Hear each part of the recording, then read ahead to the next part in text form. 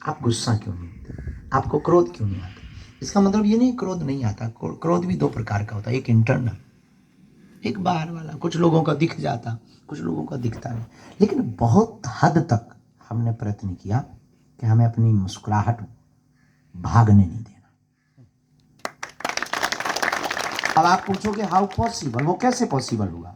तो लोग हमसे पूछते हैं कि आप झंझलाते नहीं, आपके पास लोग इतना परेशान करने आते, आपको नहीं लगता मन ही मन कई बार आपको लगने लगता ये हमारे अधिकारी, हमारे बॉस हमारा हित नहीं चाहते, हमें छुट्टी नहीं दे रहे हैं, हमें ज़रूरत भी है? मन में कई बार ऐसा लगने लगता, कई बार विचार, फिर स्ट्रेस भी आता, फिर बहुत ज़्यादा एक आध कोई साथ में रहने वाला और शैतानी कर दे तो फिर और भड़बड़ा जाता शरीर।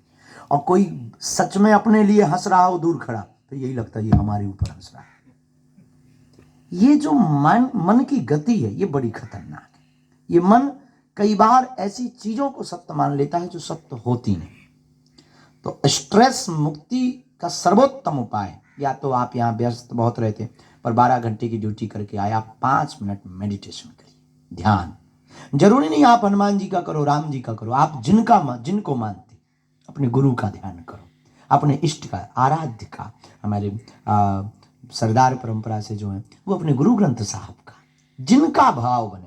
5 मिनट आप ब्लैंक होकर के, एकदम ब्लैंक, खाली, कुछ नहीं सोचना, केवल ध्यान करो। अगर आप ओम का करो, प्रणव का, तो हमें लगता है कि आप देखेंगे 10 से 15 दिन में आपके जीवन में और आपकी बॉडी में बहुत फर्क पड़ रहा, आपके विचारों में बहुत फर्क पड़ रहा। कई बार शरीर जो आलस में, चिड़चिड़ापन में, आपके विचार बदलने लगेंगे और सुताई आपके अंदर हैप्पीनेस आने लगेगा और आप गाली में भी मुस्कुराने लगेंगे।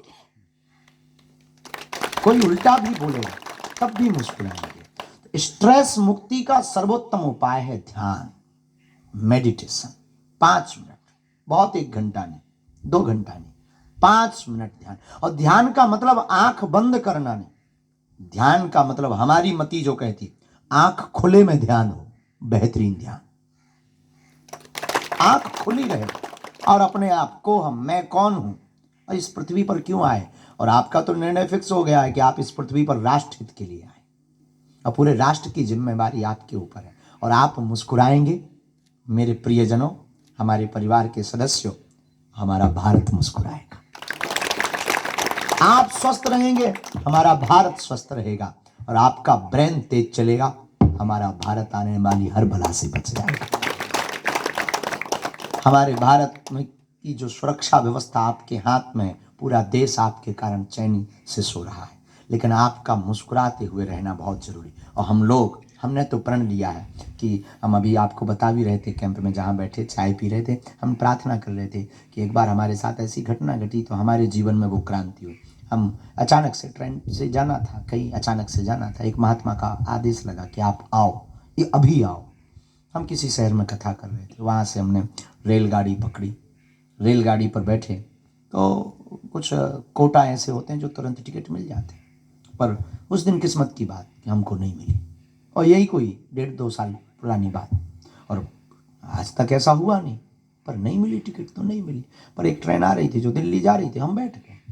लेकिन विचित्र बात हमने अपनी आंखों से देखी, अधिकारी भी हमारे साथ में, सुरक्षा के अधिकारी भी थे, सब बैठे।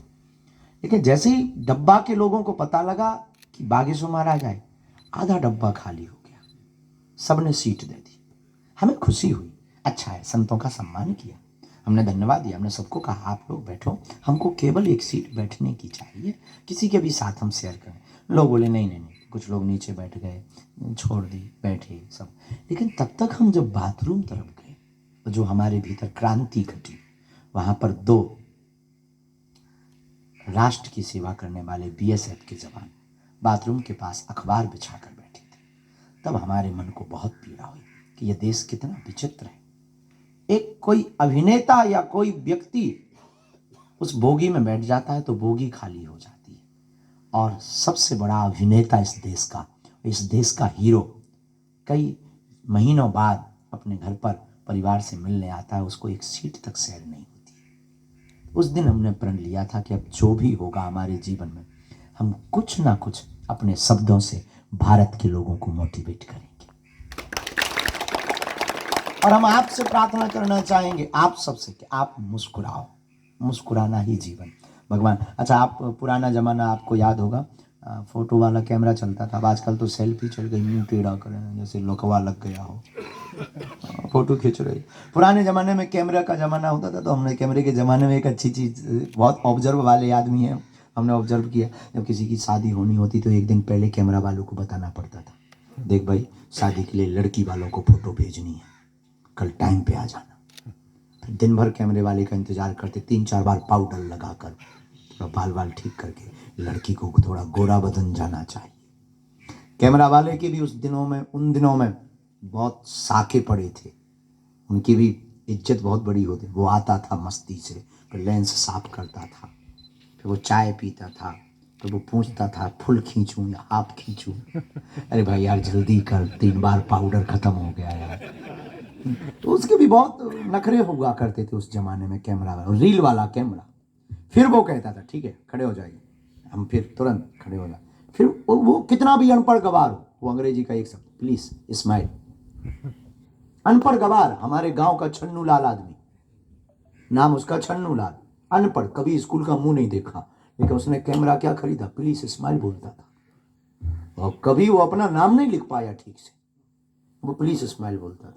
वो हम लोग तुरंत, जैसे कैमरा वाला प्लीज स्माइल, हम लोग तुरंत दांत निकाल, बत्ती से बाहर, हम मुस्कुरा देते थे। अब वो तुरंत फोटो खींच देता था।